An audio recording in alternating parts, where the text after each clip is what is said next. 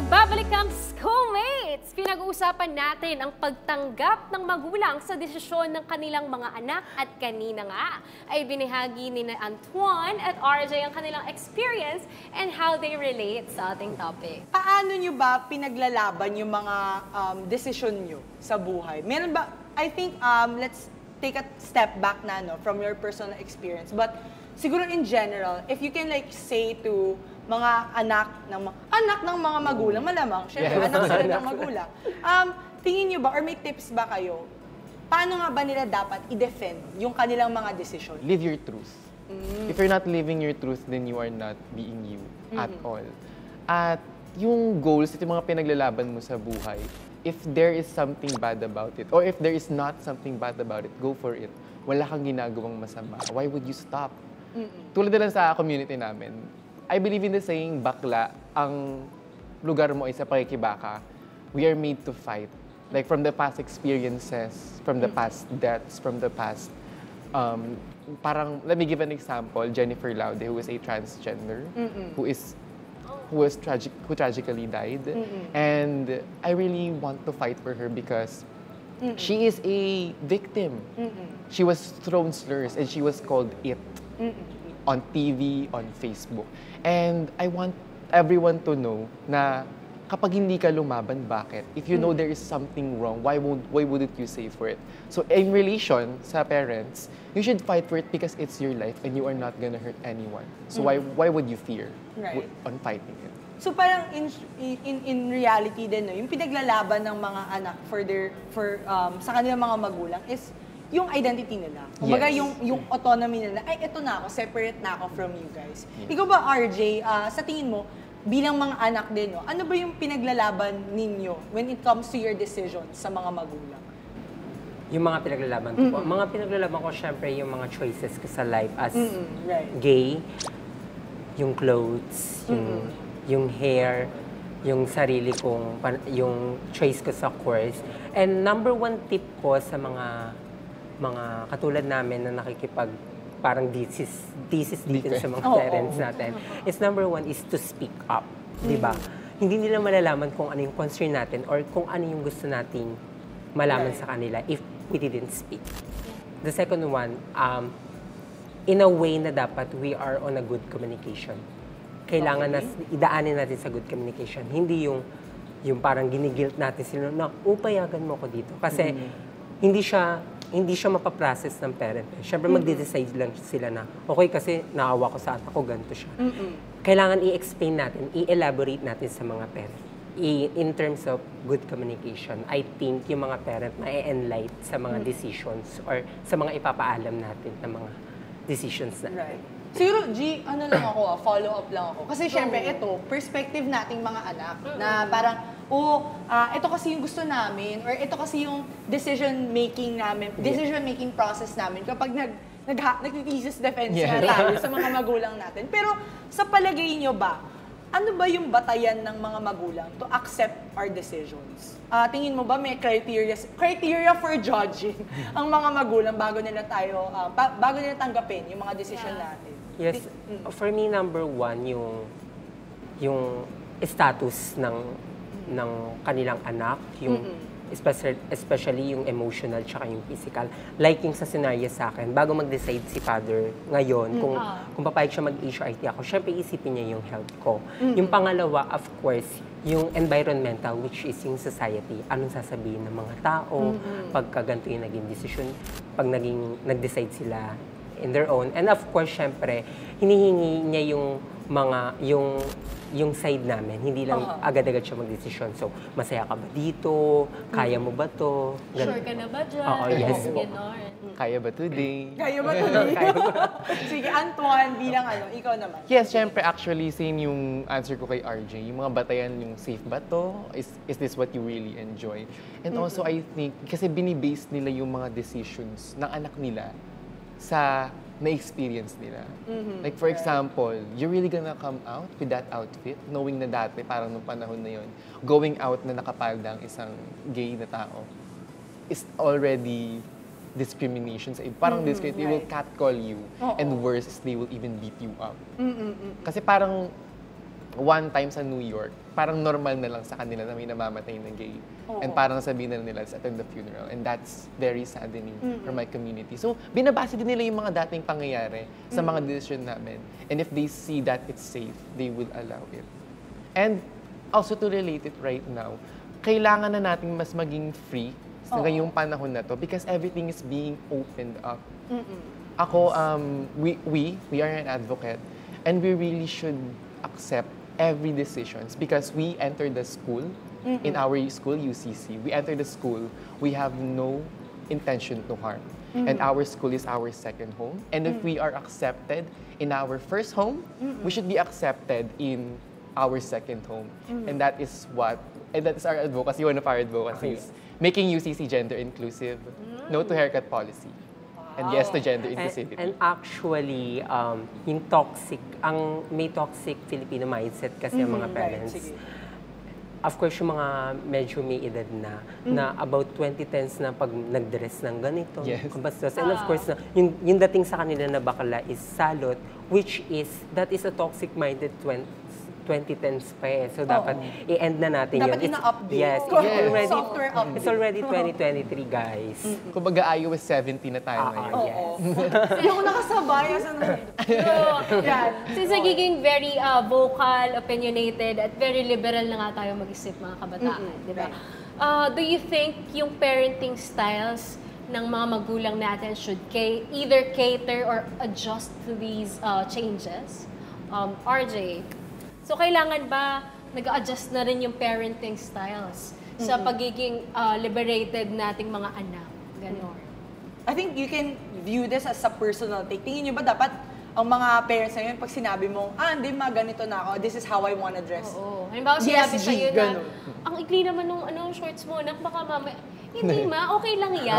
Ganon. Tingin nyo ba they should adjust na to that? Or just stick to their traditional way? I think dapat mag-adjust na. As I was said, diba, it's already 2023. Dapat meron yung mga parents is aware na that the problem is society, not us. Tama. So, paglabas namin, hindi dapat kami yung problema. Nag-a-adjust? Yes, hindi kami nag-a-adjust. Dapat yung society, yung how the society look to us. And masasabi ko lang sa mga parent na nasa traditional pa rin ng parenting, stop it na po. Pwede naman natin sila restrictionan, pero in terms of, in a good way. Na pwede natin silang limitahan, pero dapat naririnig natin yung side ng mga anak nila. Actually, may follow-up question ako doon. You can also answer, Antoine.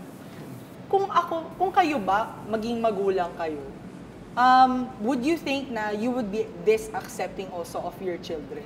Or do you think ba na there's a room na, hindi, medyo hinahinay muna tayo sa ganyan desisyon na, pwede bang mag-compromise muna tayo? Ganun. Tingin nyo ba, as if you were to become a parent, anong klaseng parenting style ba? Mag-a-adjust din ba kayo? Would you want the society to adjust for you?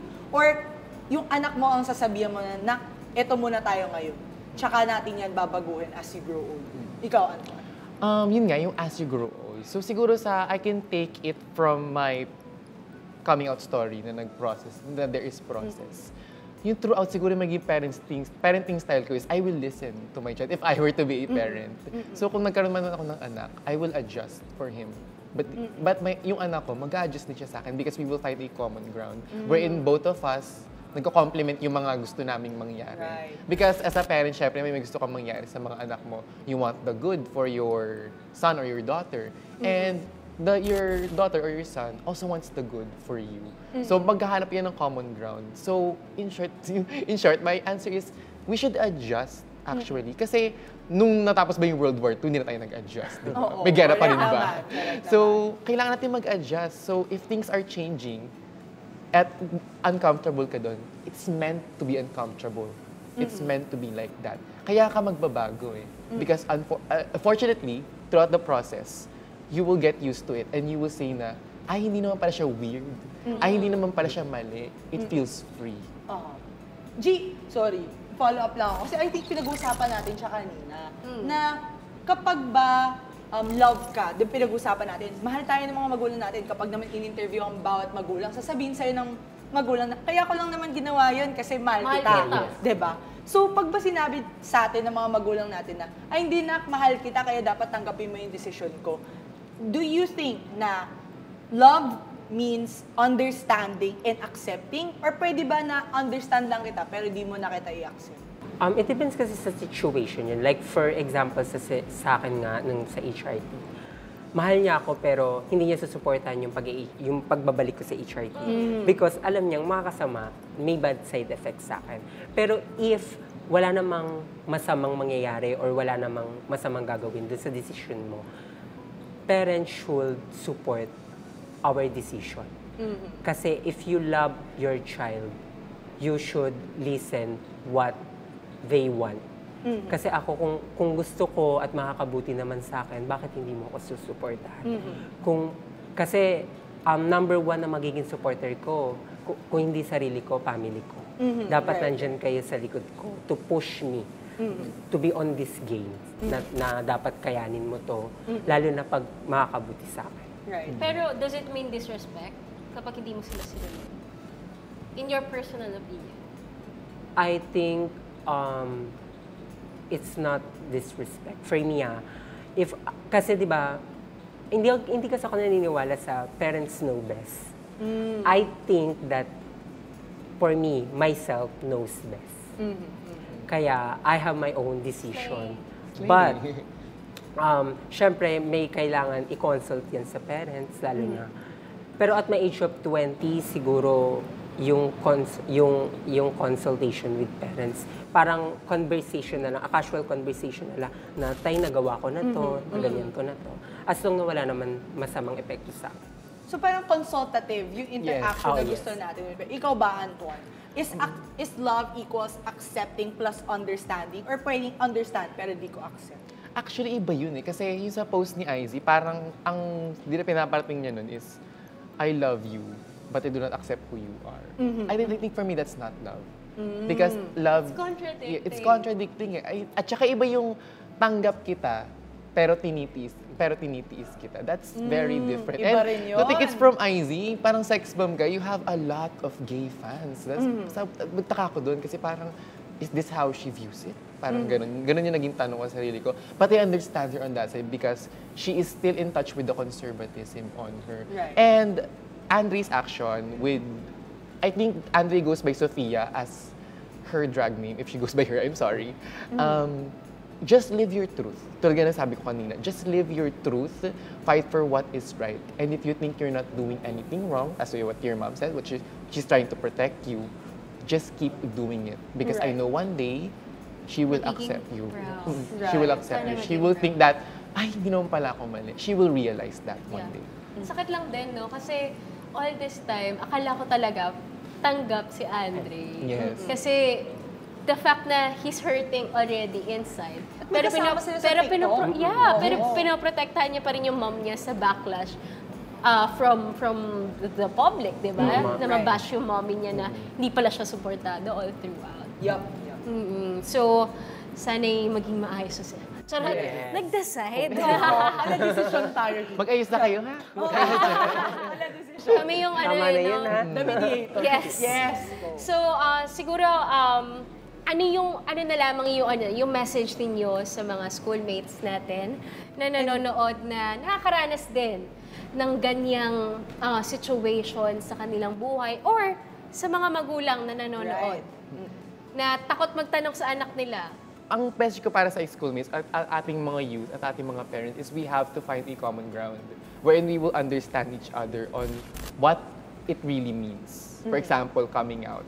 If it's bad on your side, but it's good on your children's side, you have to talk it out. You don't have to be one-sided wherein you have to touch what you learn because this is a new generation.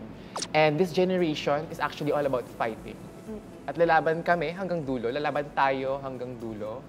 Bakla ang lugar mo isa pakikibaka, we should fight for what is right. We should fight for our rights. Kumbaga dati na we are built galing sa bugbog. We are built from these words na lagi natin tatanggap on the street. We are built from all of this. This makes us strong and we are not gonna quit in making everything inclusive, including our second homes, which is our school. I hope you be gender inclusive. please refrain from haircut policies. Let us express who we are because I think we are not the problem in our schools. Yes. Powerful ang message ni Call to Antoine. action. Call to action. At with that, slay. Ganon. Yes. Of course, a message from the Queen, mga schoolmates. Number one, huwag kayong matakot mag-speak up. Because that is the number one na magiging action natin. Kasi if we didn't speak up, hindi nila malalaman kung anong ipinaglalaban natin. Right. Second one, don't forget to be yourself. Huwag mong baguhin just because of some other people think about you or some decision na hindi pinayagan ng parents. Right, right. And of course, sa ating sa mga parents, so mga message ko sa parents na as a tanggap naman ako ng parents and a message na lang for those parents na hindi pa rin matanggap yung mga LGBTQI+. Please, it's already 2023 po. I-review na natin yung mga parenting na yan na traditional na ginagawa. Of course, 'di ba? Family is the place where validation and acceptance is needed. But some of us hindi yun nakukuha. Kasi ang family is a big support system. So if we want to combat the discrimination outside the society, we should start in our home. Right. Tama. Oh my God. Iiyak na si Gina at naiiyak na rin ang guest natin. Yes. Siyempre, siguro disclaimer na lang din no, sa mga schoolmates natin. Yung mga guests natin and how we are discussing this topic, it's not to tell you what's right or wrong. Pero pag-isipin kayo na may ganitong realidad, nakikita natin na yung sa mga guests natin, may mga ganitong stories. So kayo din, schoolmates, mag-share din kayo ng mga stories nyo. And if you have tips also, maging safe space tayo dito on how we can further talk about this topic. Malay right? nyo ang story niya na susunod na ma-feature Tara. sa next episode. Oo, Yes. feature na pala. Go. Kaya naman, thank you so much, Antoine. Thank you. Yes, and RJ, ang ating mga slay queens. Yes, from UCC. At thank you so much sa pagbibigay ng bagong perspective at lakas ng loob sa ating mga schoolmates na ipaglaban at pakita mo kung sino ka. Diba? Push mo. Joke. Yan. At syempre, schoolmates, let us talk more about how are we gonna address this topic. Kasi syempre, hindi naman natin pinag-usapan tayo itong topic na to para sharing lang. Syempre, kailangan may major takeaway tayo. Kaya naman, lahat ng yan ay sa pagbabalik lamang ng Schoolmate!